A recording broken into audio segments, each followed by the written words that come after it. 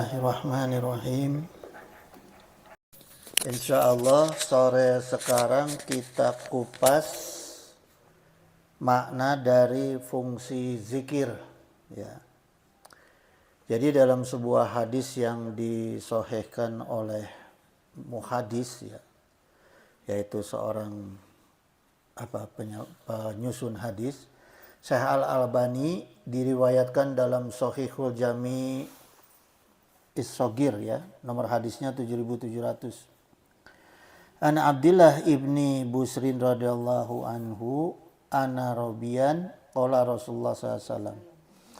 Jadi diriwayatkan dari Abdullah bin Busra radhiyallahu anhu qala, ada seorang Arab Badui ini datang kepada Nabi, ya. Kemudian dia berkata kepada Rasulullah SAW, ya Rasulullah, inna syara'i al-islami kasurat alayya. Jadi kata orang Badui itu, wahai Rasulullah, sungguhnya syariat Islam itu sudah banyak kami terima, gitu. Ya.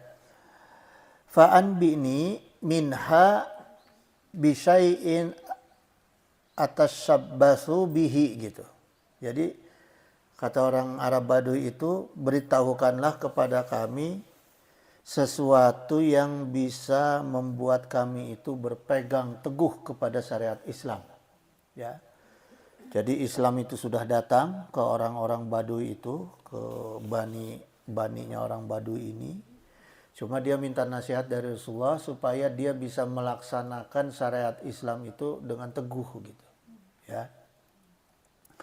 Qala, dijawab oleh Rasulullah SAW, la yazalu lisunaka rotbam min zikrillahi. Nah, jadi dijelaskan oleh Rasulullah, hendaklah lidah kamu itu selalu berzikir kepada Allah Azza wa Jalla. Jadi salah satu manfaat zikir itu membuat kita itu teguh dalam melaksanakan syariat Islam, ya. Jadi yang biasanya suka mau sholat engke-engke wae, gitu kan.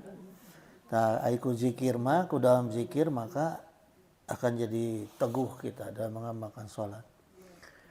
Kemudian diriwayatkan dari Abu Hurairah radhiyallahu anhu, ya, bahwa Rasulullah SAW, ini hadis juga, qal sabaqal mufridun, katanya, telah menjadi mufridun itu, sabaqal itu artinya gini, Bu, derajatnya sudah ditinggikan, ya.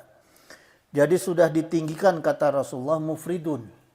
Nah, apa makna mufridun? Nah, makanya para sahabat tuh kalau bertanya kepada Rasulullah, wa mal mufriduna ya Rasulullah, ya. Siapa yang dimaksud dengan mufridun itu, wahai Rasulullah? Kemudian dijawab oleh Rasulullah, az-zakirunallaha katsiran waz-zakiratu. Jadi orang yang banyak berzikir kepada Allah dan orang yang dawam berzikir, itu yang mufridun disebut, ya, disebut mufridun, orang yang derajatnya itu diangkat ke Allah, gitu, ya, jadi dimuliakan, gitu, ya, gitu. Nah, bahkan dengan zikir ini, Ibu, bisa mengangkat derajat manusia itu menjadi waliullah. Maka ada istilah wali abdi, ya, abdi itu abdal, maknanya itu wali pengganti. Jadi wali pengganti itu maknanya orang-orang yang ditunjuk ke Allah, diangkat derajatnya untuk menggantikan fungsi Nabi dan Rasulullah. Karena Nabi dan Rasulullah itu sudah ditutup selesai sampai Rasulullah Muhammad SAW. Nah, jadi untuk berikutnya itu tidak ada lagi nabi dan wali, maka yang diangkat ke Allah itu adalah orang-orang yang derajatnya sampai kepada waliullah, ya. Maka Syekhul Islam Ibnu Taimiyah ini berkata gini, az-zikru liqalbi mithul ma'i lisamaki. Jadi zikir itu pada hati manusia itu semisal seperti air yang dibutuhkan oleh ikan, gitu, ya. Fa kaifa yakunu halasamaki, maka lihatlah apa yang terjadi kepada ikan itu. Iza faroko al-ma'a. Kalau ikan itu keluar dari air. Ikan kalau keluar dari air maka apa, Bu? Mati. Jadi kalau hati kita tidak ada zikir maka hati kita mati. Ya. Gitu. Jadi awas tuh, Bu. Jadi zikir itu walaupun ibu sambil masak, sambil goseng-goseng, la ilaha illallah. Enak itu, Bu. Moal tutung moal. Ya, asa ulah lila teuing we ti kituanana. Ai nyepeng tasbih 100 ieu tutung eta mah. Ya. Gitu. Nah, sekarang kita coba fahami hadis ini, Bu, ya. Satu hadis. Iza kana akhiru zamani kana kiwamu dininasi wa dunyahum adirhamu wa dananiru. Gitu. Jadi Rasulullah SAW itu bersabda gini. Jika tiba akhir zaman, ya, maka akan terjadi kekuatan agamanya manusia dan kekuatan dunianya manusia itu terletak pada dirham dan dinar. Artinya pada apa? Fulus. Rupiah. Ya, rupiah atau dolar atau apalah, ya. Nah, jadi maknanya apa, Bu? Zaman dulu kalau kita perhatikan, Ibu baca sejarah. Zaman dulu itu kekuatan para nabi, para ulama, para waliullah, ya. Dari hasil usaha mereka itu mendekat kepada Allah, yang Allah berikan itu apa? Mukjizat, karomah, maunat, ya, ilyasa. Gitu. Jadi kalau untuk para nabi dan rasul adalah diberi mukjizat, kalau para wali karomah, kalau orang-orang solehnya, ulamanya itu diberikan maunat. Makanya kita negara ini merdeka karena maunatnya para ulama dan karomahnya para wali. Gitu. Nah, untuk akhir zaman, Bu, ya, untuk akhir zaman, kata Rasul, orang-orang yang berjuang dan ditunjuk dipercaya oleh Allah untuk menegakkan agama, diberinya oleh Allah apa? Fulus. Gampangnya mencari fulus. Ayeuna ngumpulkan jelema salapangan mentana naon? Fulus. Rek udeng nasa tebal naon? Rek ilmu nasa tinggi naon? Lamun teu aya fulus mah moal datang. Ya, kenapa bisa gitu, ibu-ibu? Karena dulu lawannya para nabi, lawannya para wali dan para ulama, orang-orang yang berilmu. Lawannya Fir'aun, lawannya Nabi Musa, tukang sihirnya Fir'aun. Fir'aun mah nu merentahna. Ya. Matak ku Allah dikasih kelebihan apa kanjeng Nabi Musa? Itu anu jiga sihir deui. Ya, lawannya mukjizat, ya. Jadi sihir dilawan ku mukjizat. Seperti juga para wali dulu. Cerita-cerita para wali kan gitu. Dilawan ku karomah. Nah, sekarang lawannya ulama itu naon? Fulus. Hek wae coba. Ulama dakwah disiram ku fulus takluk. Coba perhatikan sekarang. Sepintar apapun orang, gelarnya profesor, ulama setinggi naon, ari dibere jabatan jeung fulus mah nurut ka jelema bodoh. Ya. Tunduk ka jelema bodoh, kumaha cek jelema bodoh we. Dititah kitu kieu profesorna leungit, ulamana leungit. Ya, gitu. Mata cek Rasulullah gitu. Ya, itu keadaan di akhir zaman. Ya. Kalau dulu, Bu, saya dengar cerita-cerita orang tua saya dulu itu. Dulu itu para ulama itu punya ilmu-ilmu yang namanya saifi angin, tapak sancang dan segala macam, telepati, ya.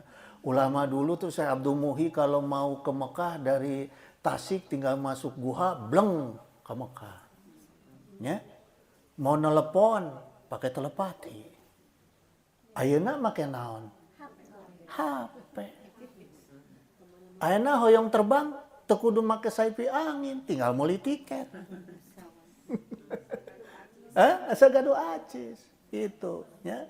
Jadi dakwah sekarang itu perlu dimodali dengan fulus.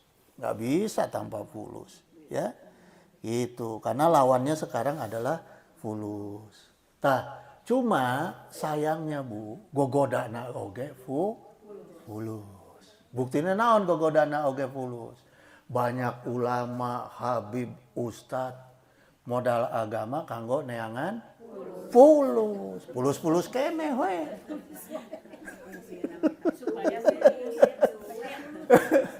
Supaya menang fulus we. Mafi fulus ente mampus cenah gitu. Gitu nya. Tah matak kieu ibu-ibu sekalian ya. Padahal yang dicontohkan ku Rasulullah SAW, Rasulullah itu bisa enggak? Padahal Rasulullah itu kan derajatnya lebih tinggi daripada para kaisar bahulanya, kaisar Roma, kaisar Persia. Tapi Sayyidina Umar itu sampai menangis karena melihat Rasulullah tidurnya aja sampai ininya ada tapak itu pelepah korma. Tapi Rasulullah kalau mau bisa nggak beli kasur mewah? Bisa. Ada ontana ge onta mewah Rasulullah. Tong salah. Ontana Rasulullah itu termahal. Ya. Gitu. Tapi Rasulullah menghindari. Gitu. Lebih memilih kenikmatan surga daripada janji kenikmatan dunia. Karena kenikmatan dunia mah sebentar atuh Bu. Ya. Nyeri oge di dunia sebentar. Tabu haji kamari di rumah sakit sakedap. Ditojos cus sakedap. Ya, gitu. Sekedap gitu. Nikmat sebentar, sakit juga sebentar di dunia mah. Tak itu mata Rasulullah. Milihna kenikmatan akhirat anu langgeng. Nah, sekarang gini, Bu. Kenapa justru sekarang kebanyakan ulama, habaib, saya lihat itu justru pamer harta. Pamer kemewahan dunia. Ya.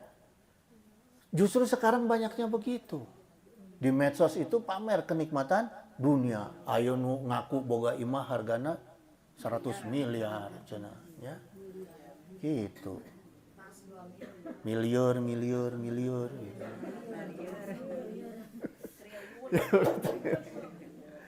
Gitu Bu ya. Itu nggak diajarkan oleh Rasulullah. Jadi memang mereka itu sekarang itu sudah keluar dari aturannya, ajarannya Rasulullah SAW. Jadi sudah bukan masuk dalam kategori al-ulama'u warasatul anbiya. Ya, gitu Bu. Nah itu doakan saya Bu ya. Karena gini, saya juga Ibu maaf punten ya. Kalau saya mau lebih mewah dari sekarang hidupnya saya bisa. Sampai sekarang tanya Bu Haji, saya nggak tahu saya punya duit berapa. Karena semua dikelola perusahaan. Saya nggak mau tahu duit. Yang penting butuh menang. Nyandung mah ente. Teu menang nyandung mah ente. Butuh nu lain.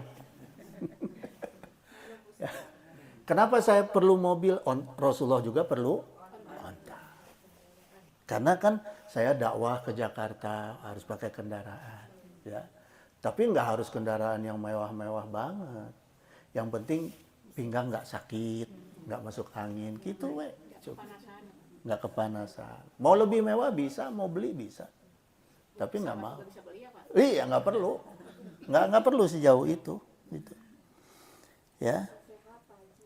Amin. Gitu. Justru yang penting, gini Bu. Allah memberi kita nikmat harta, berarti harus kita syukuri dengan harta kita.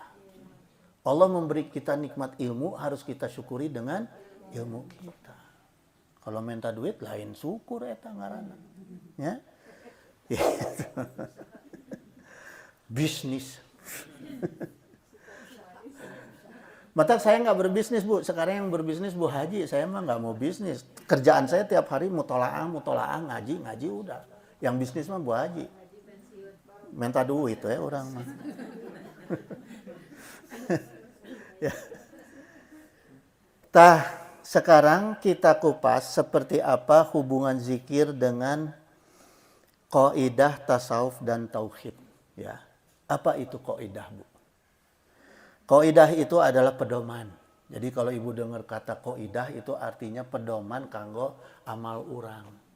Urang supaya beramal bisa benar maka perlu ada kaidah. Gitu ya, pedoman. Baik itu pedoman kaidah fikih, kaidah tasawuf maupun kaidah tauhid, ya. Nah, Al-Imam Ghazali dalam kaidah tauhid dan tasawuf ini, Al-Imam Ghazali mengutip hadis Rasulullah SAW. Beliau berkata gini, ya, ini hadis Rasulullah yang disampaikan. Man arafa nafsahu faqad arafa rabbahu, ya. Siapa yang mengenal dirinya maka ia mengenal Rabbnya, gitu. Jadi pertanyaannya nih, Bu, ya, konstruksi pikiran kita. Kenapa Rasulullah itu bersabdanya kenali diri kita dulu sebelum kenali Allah?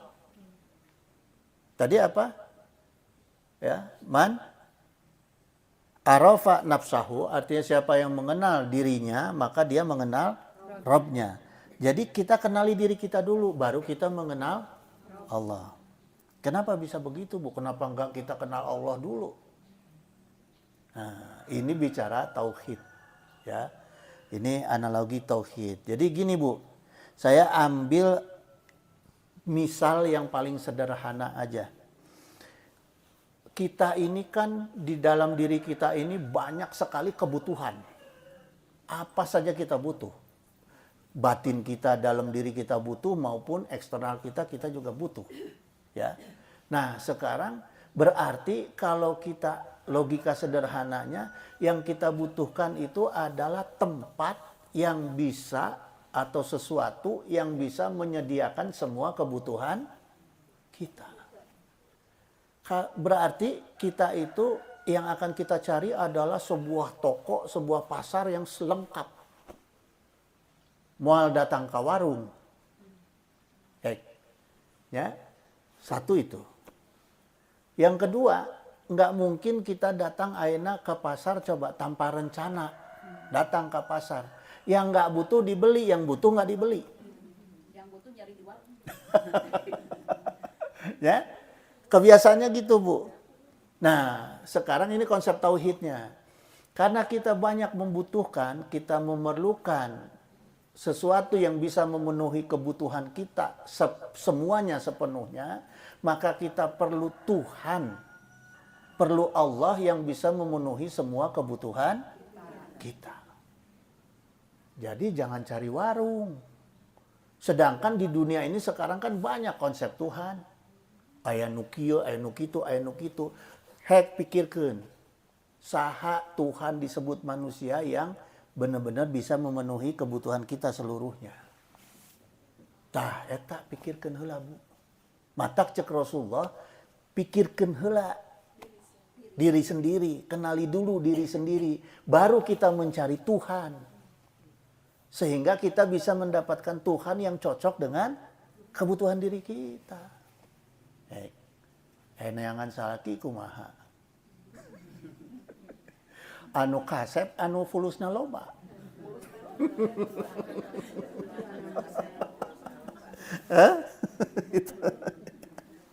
Itu ya, itu. Jadi kita kalau memahami hadis itu begitu, Bu. Kalau memahami hadis makanya perlu ada nalar logika, ada ilmu mutolaah, ya, gitu. Ada ilmu manteknya, ada ilmu balagohnya sehingga kita bisa menggali memahami dalil-dalil gitu. Ya.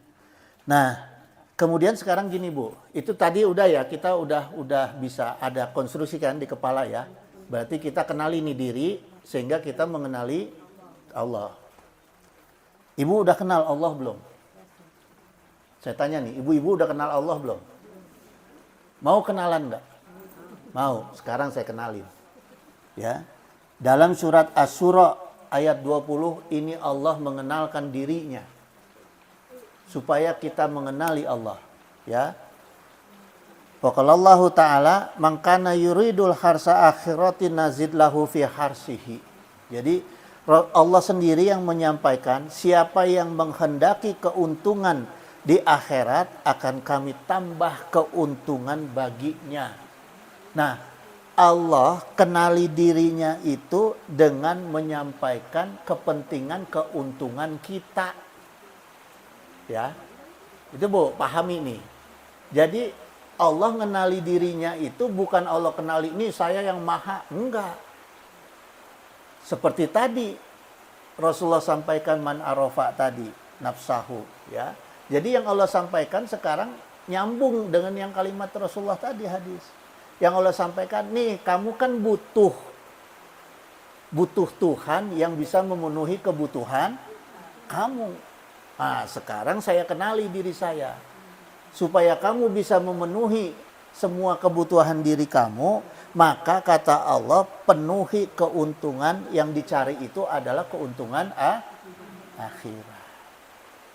Jadi kalau kita ini ibu-ibu mau memenuhi semua kebutuhan kita, semua langkah amal kita tujuannya harus untuk kebutuhan akhirat. Gampang nggak? Gampang. Asal pertama setiap mau mulai bismillah. Syaratnya nih pertama. Yang kedua niatkan kanggo ibadah. Udah. Ibu beli emas bisa nggak untuk niat kanggo ibadah? Rata-rata mah hesenya. Sebenarnya bisa Bu. Saya beli mobil niatnya untuk ibadah bisa. Ya kan? Bisa gitu. Asal memang kita punya niat untuk ibadah gitu. Nah, kalau kita sudah punya niat untuk ibadah, untuk kepentingan akhirat, ya, maka kata Allah di sini, ya, nazid lahu fi harsihi, Allah tambah keuntungan bagi dia, gitu, ya. Nah, wa man kana yuridu harsad dunya nutihi minha, gitu. Siapa yang menginginkan keuntungan di dunia, kami beri. Tetap Allah kasih. Orang yang mencari keuntungan dunia, tetap Allah kasih. Gitu. Tapi, ya Allah nggak kasih semua. Allah cuma kasih sebagian. Gitu. Ya, keuntungan dunianya itu Allah nggak kasih semua. Allah kasih cuma sebagian. Wa malahu fil akhirati min nasib, dan tidak ada baginya satu bagian pun di akhirat. Jadi orang-orang yang mencari keuntungan dunia itu Bu, hanya dikasih keuntungan dunia, enggak semua, cuma sebagian, ditambah akhiratnya tidak dikasih. Rugi tuh? Rugi. Mata lamun dagang, bismillah niat ibadah. Ya. Nah, sekarang kita perlu tahu Bu. Rumusnya keuntungan akhirat apa? Rumus keuntungan akhirat. Pertama, taat kepada Allah dan Rasulnya. Itu pertama. Ya. Sesuai dengan apa yang ada di dalam ilmu tauhid, ilmu tasawuf, dan yang ada dalam fikih ibadah dan fikih muamalah. Mata kudu ngaji. Tidak bisa tidak ngaji. Ya.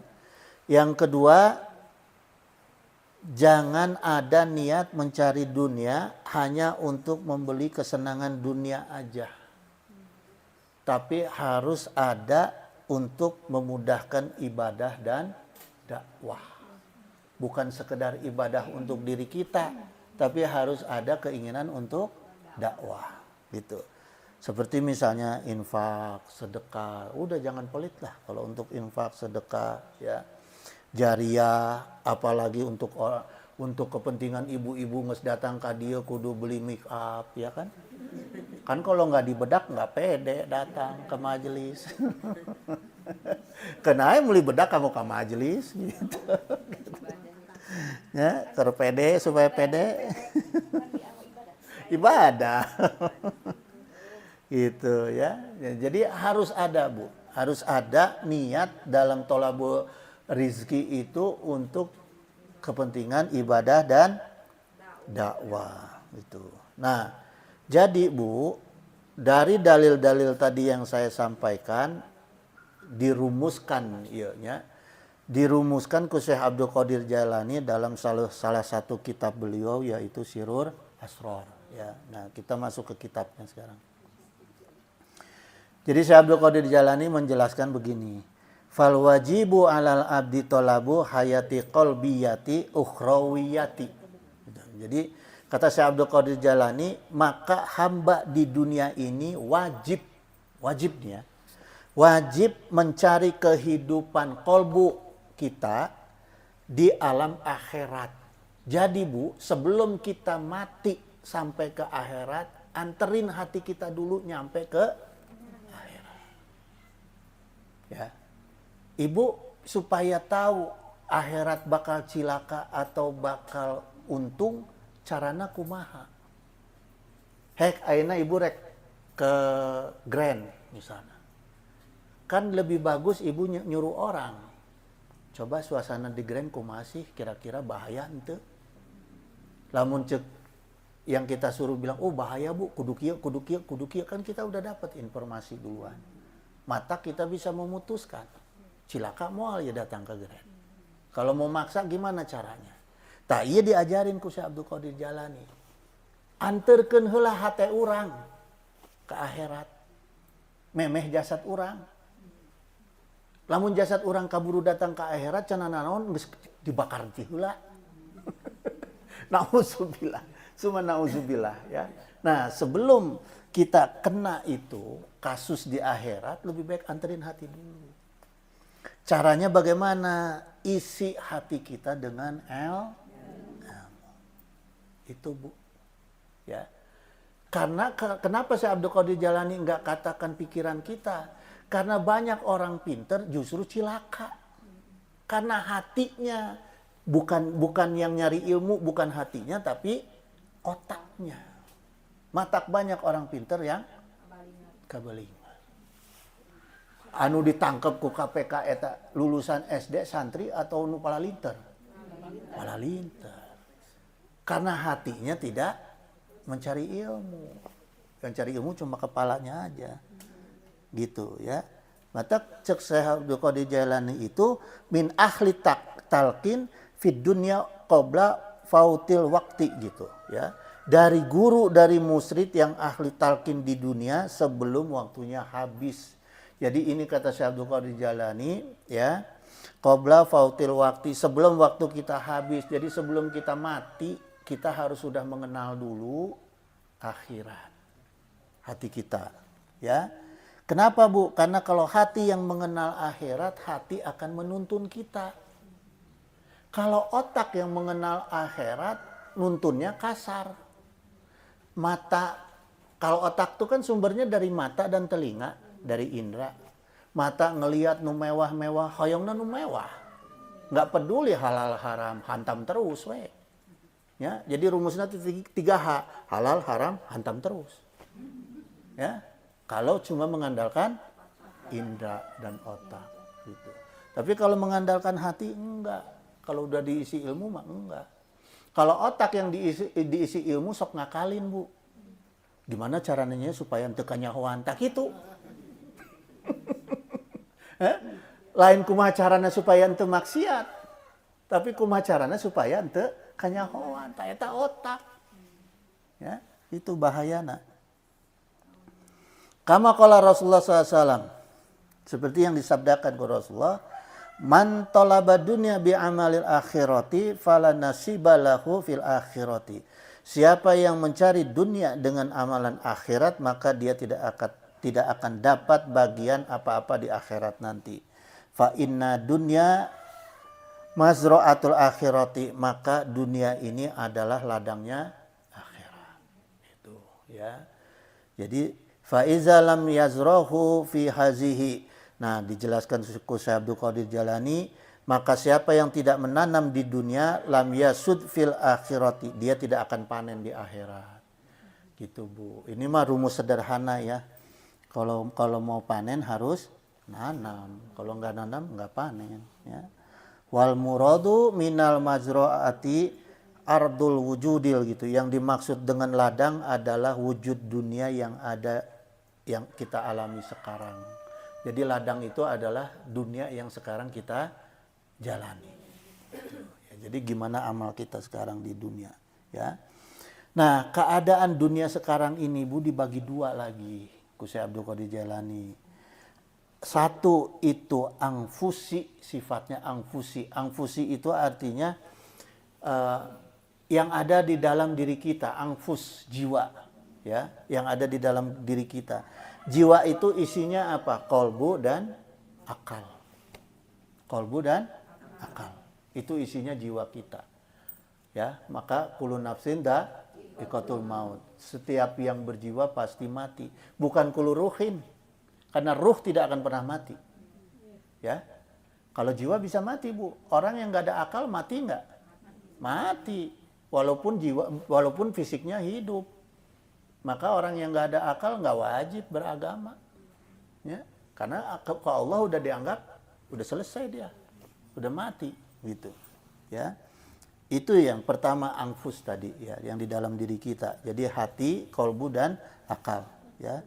Yang kedua adalah afaqi. Afaqi itu indra dan jawareh tubuh kita ini afaqi. Mata, telinga, hidung, mulut, tangan, kaki ini disebut afaqi. Ini adalah bagian dari anatomi diri kita. Jadi kalau kita tahu anatomi diri manusia itu ya dua. Angfus dan afaqi. Ingat tuh, Bu. Nggak ada di pelajaran lain nih. Orang yang nggak ngaji kitab ini nggak akan ketemu ilmu ini. Ya.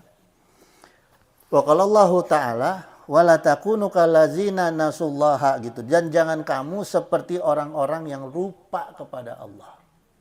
Jangan sampai jiwa kita, ya, angfus kita dan afaqi kita itu lupa kepada Allah. Fa'angsahum angfusahum, maka Allah akan menjadikan mereka lupa kepada diri mereka sendiri. Jadi kalau kita udah lupa sama aturan agama, maka dia akan lupa dengan diri sendiri. Buktinya apa? Orang-orang yang lupa sama aturan agama, nggak peduli dia mau cilaka. Ya, tenang we, mau cilaka ge. Gitu. Padahal bakal cilaka gitu. Ya. Gitu. Jadi dalil ini terkait dengan kondisi angfus dan afaqi kita, ya. Ulaika humul fasikun. Nah, orang-orang yang melupakan dirinya sendiri itu orang-orang yang akan termasuk dalam golongan orang yang fasik. Fasik itu adalah orang yang ahli maksiat, Bu. Itu, ya. Nauzubillah summa nauzubillah. Masih ada waktu, ya. Nah, sekarang gini, Bu. Supaya berapa? 5 menit. Nah. Siap. Jadi untuk menstabilkan dohir dan batin kita diperlukan juga zikir, ya. Nah, tadi kan udah jelas kita ya bahwa diri kita tuh ada angfus dan afaqi. Nah, sekarang supaya untuk menstabilkan nih, jangan sampai jiwa kita, dohir kita itu terbawa ke arus yang mencelakakan. Maka caranya itu dikawal dengan zikir gitu, ya. Nah, Syekh Abdul Qadir Jailani ini menyampaikan gini, wa amma zikrul qalbi fa huwa mulatatul qalbi ma fi dhamirihi minal jalali wal jamali. Dan adapun zikir qalbu itu, zikir yang ada di hati kita itu tujuannya untuk mencari sifat kebesaran Allah, ya. Dan mencari sifat keindahan jamalinya Allah gitu. Nah, sekarang gini, Bu, ya. Ketika kita berzikir, kita harus membayangkan ini iman, kaidah iman. Sambil zikir itu sambil kita membayangkan kebesaran Allah. Yang sederhana gini. Yang menciptakan gunung siapa? Kita yakin Allah, ya. Berarti yang menciptakan gunung itu yang lebih besar dari gunung atau yang lebih kecil dari gunung? Nah, itu aja. Gampang kan?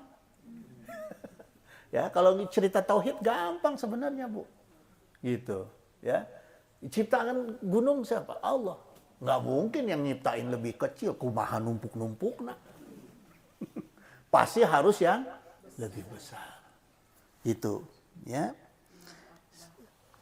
Yang menciptakan keindahan alam ini siapa? Kalau yang jelek nyiptain yang indah nggak mungkin. Ya, pasti yang lebih indah daripada yang diciptakan. Begitu. Jadi logika tauhid itu sederhana sebetulnya, Bu. Ya. Wa amma zikru siri fahuwa mukassafatul asraril ilahiyati gitu. Zikir siri, zikir yang sifatnya rahasia, ya, itu untuk membuka rahasia ilahi.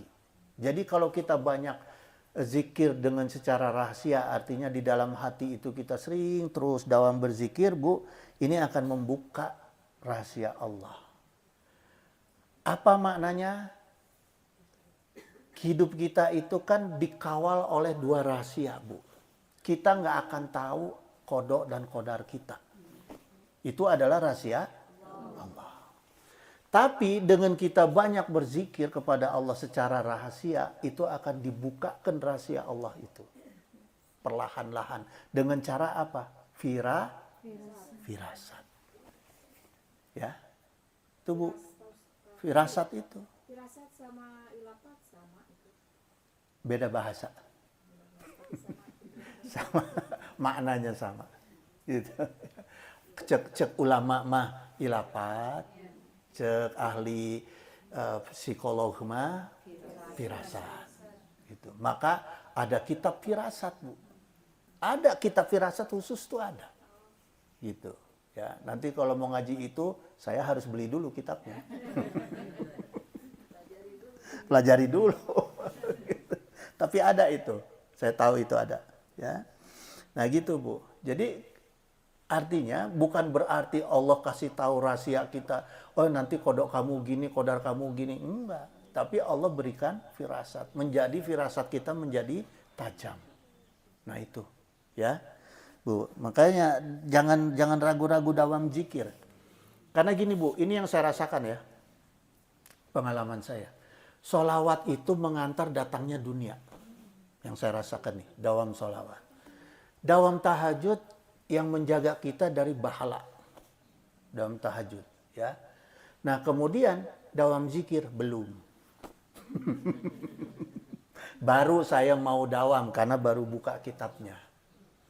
Kalau sholawat emang sudah diijazahkan ku Mama Nuh baheula. Ya, tahajud sudah diijazahkan, tapi zikir ini baru. Gitu. Tapi setelah saya buka di kitabnya, makna manfaat zikir ini, waduh. Ya, Masya Allah ya. Gitu. Jadi, Bu, kemarin saya janji mengenai roh halus ya. Minggu lalu ya, pertemuan lalu. Nah, ini saya mau buka roh halus tapi waktunya nggak cukup. Pertemuan depan aja. Pertemuan depan aja ya. Kita buka roh halus. Insya Allah ibu-ibu semua sehat. Doain saya juga supaya sehat. Innahu sami'un qaribun mujibud da'wat wa yaqdiyal hajat subhanaka Allahumma wa bihamdika asyhadu an la ilaha illa anta astaghfiruka wa atubu ilaik. Wallahul muwafiq ila aqwamit thoriq. Wassalamualaikum warahmatullahi wabarakatuh.